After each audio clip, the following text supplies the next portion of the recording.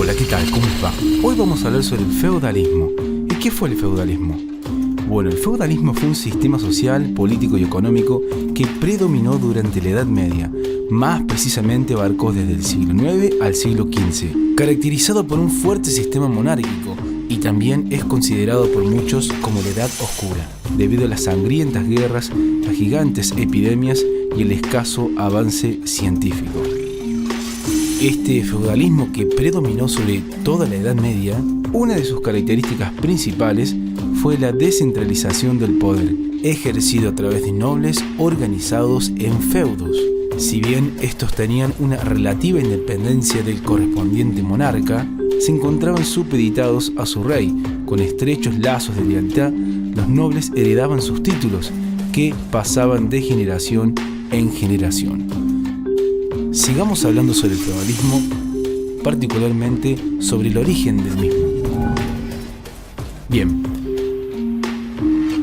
después de la muerte de Carlomagno en el año 814, el poder del imperio disminuyó de manera repentina y Europa se dividió en varios reinos débiles. Se inicia un periodo de violencia e inseguridad debido a la invasión de vikingos del norte de Europa, magiares de estepas asiáticas y sarracenos, piratas del Mediterráneo.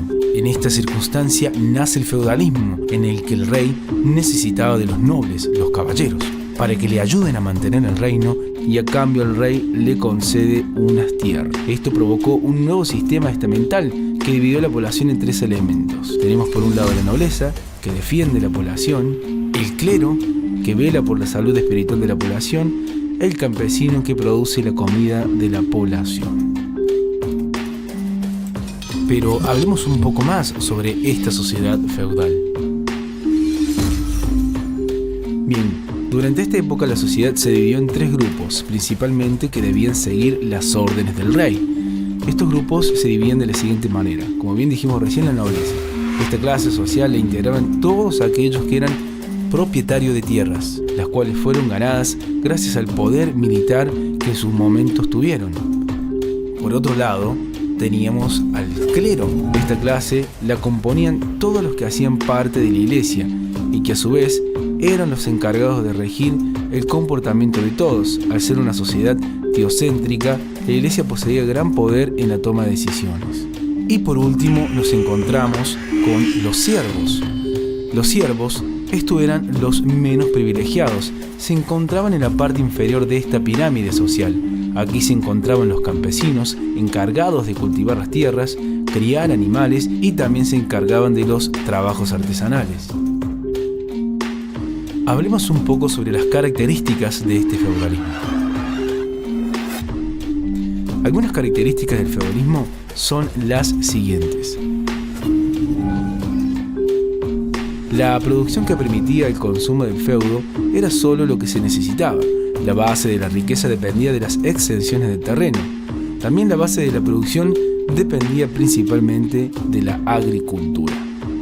Otra de las características es que al no haber excedentes de producción, tampoco había comercio, tampoco no había circulación de moneda, y era un sistema social cerrado, es decir, con pocas posibilidades de ascender socialmente. Continuemos. Vamos a hablar un poco sobre la economía feudal. La economía feudal estaba basada plenamente en la agricultura y la ganadería. El comercio apenas existía y lo poco que se comercializaba se realizaba por intercambio.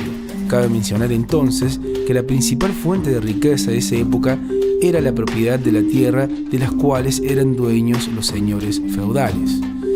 También todo el trabajo que realizaba en las tierras en esa época era realizado por los siervos, que a la vez pagaban tributos a los señores.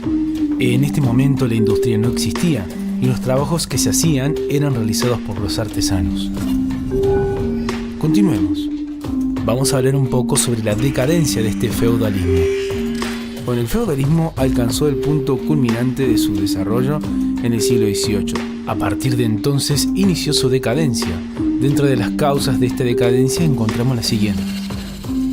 Nos vamos a encontrar con el desgaste económico y militar que produjo en los señores su participación en las cruzadas. También la división de la tierra en muchos feudos pequeños, que debilitó el poder de los señores.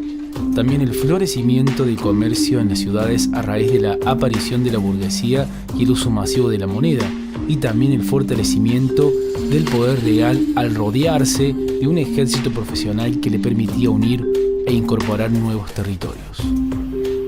Bueno, esto ha sido todo por hoy. Espero que les sea de muchísima utilidad. Como siempre les decimos, pasen por nuestro canal, que seguramente encontrarán videos que les serán de muchísima utilidad. Hasta la próxima.